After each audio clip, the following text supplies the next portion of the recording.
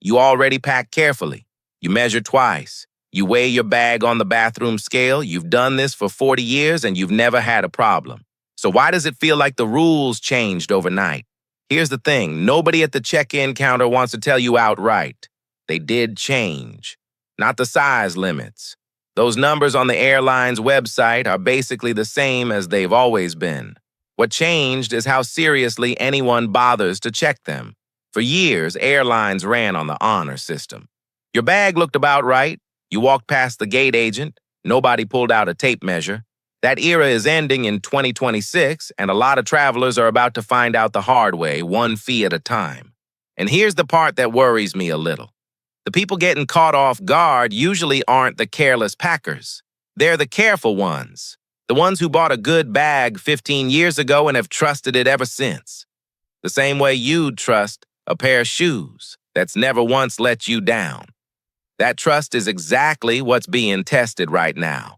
And most people don't even know the test has started. Before I walk you through this, do me one quick favor. Drop your age in the comments below. I genuinely want to know who's sitting with me for this one because what I'm about to tell you matters more the longer you've been flying the same way without a problem.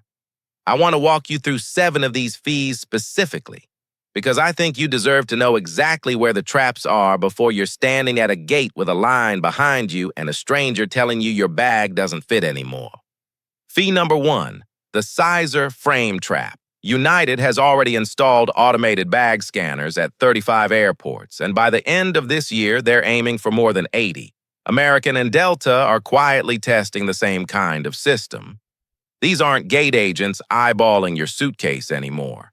They're metal frames or laser scanners that measure your bag in seconds, and they don't make exceptions for "it always fit before." If your bag is even slightly over 22 by 14 by 9 inches, including the wheels and the handles, the machine flags it, and you're paying a gate check fee that runs anywhere from $60 to $100. I talked to a woman named Carol, who'd used the same rolling suitcase for 11 years. Same bag, same flights, never an issue. Last spring, the scanner caught it at Newark. She said the wheels added just enough that it failed by less than an inch. $100 gone for an inch she didn't even know she had. Fee number 2, and this one catches people off guard because it feels almost sneaky. Weight stacking. Some airlines are now weighing your carry-on and your personal item together, not separately. A woman named Diane found this out the way most people do, quietly, at the counter, with a line behind her. Her little suitcase was fine on its own. Her tote bag with her tablet, her reading glasses, her blood pressure medication, her phone charger, fine on its own, too. But the agent put both on the same scale, and suddenly she was well over what either bag would have shown alone. I've heard this called the looks fine alone trap, and it's a good way to think about it. Pack each bag like it has to survive being weighed next to its neighbor. Fee number 3, Basic Economy's quiet carry-on tax. If you book the cheapest fare on American, Delta, or United, hoping to save a little money for the trip, you should know that fare usually only includes a personal item. Bring in an actual carry-on, even a small one, costs $60 each way. I heard from a retired teacher named Walter who booked the cheapest fare to visit his daughter, proud of himself for finding a deal. He didn't find out about the carry-on rule until he was already at the gate with his bag in hand and a line of people waiting behind him. He paid it. Of course he paid it. What else can you do at that point, with your flight boarding and everyone watching? Now here's the one that stopped me cold when I first heard it. A retired couple named Frank and Doris flew out of Tampa this spring on a budget carrier trying to save money for their anniversary trip. Between Frank's carry-on, Doris's slightly too heavy tote, and a bag that didn't quite fit the sizer, they walked away from the check-in counter $278 poorer, before they'd even reached security, before they'd taken off their shoes or shown a single boarding pass. $278 gone, on top of the ticket they'd already paid for. If a story like that makes your stomach drop a little, Drop a 1 in the comments right now.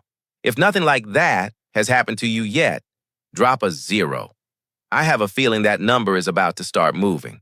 Fee number 4 is the one that stings the most if you fly the budget carriers regularly. Frontier raised its carry-on fee to $69 if you pay in advance, $99 if you wait until the gate. Spirit runs anywhere from $65 to $100, depending on the route and the timing. These airlines built their whole pricing model around the idea that the ticket is cheap and everything else costs extra. The bag you've always brought without thinking twice has quietly become one of the most expensive parts of the trip.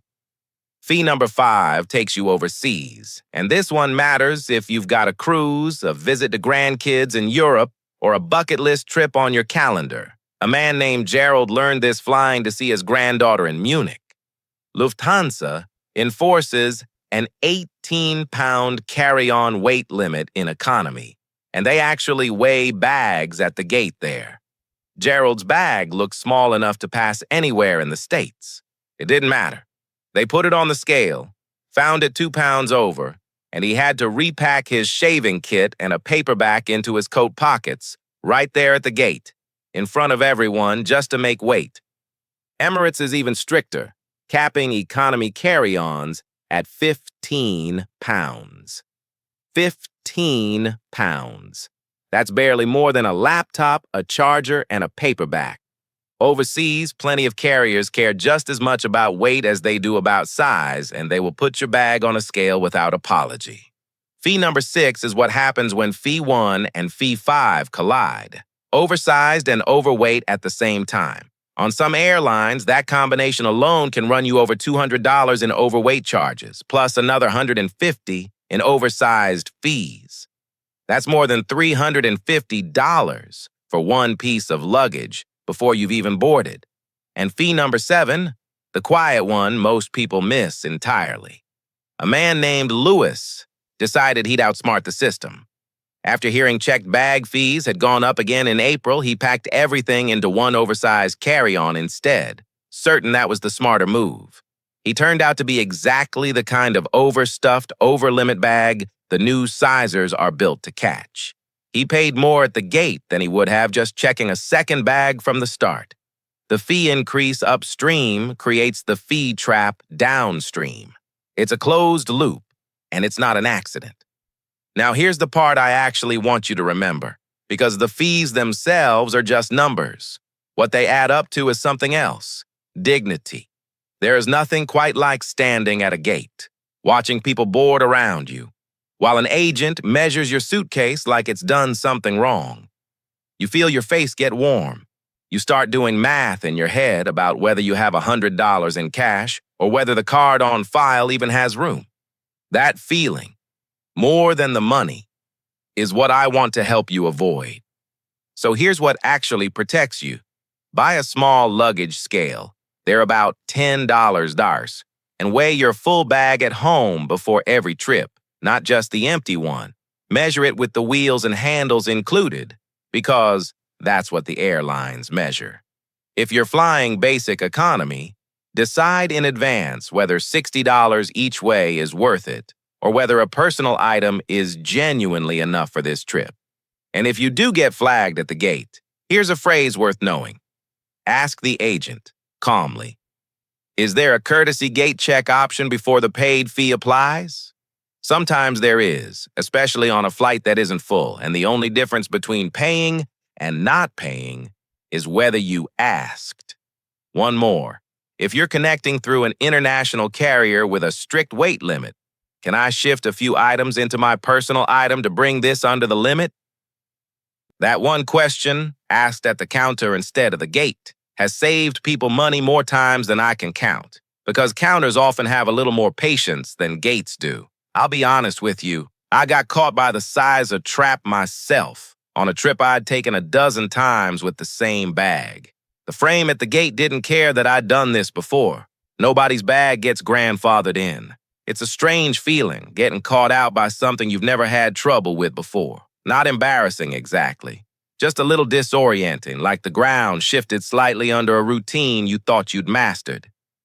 If this helped you, do two things for me. First, share it with whoever you're flying with this year, your sister, your spouse, whoever's going to be standing next to you at that gate, because the next $278 saved could be theirs.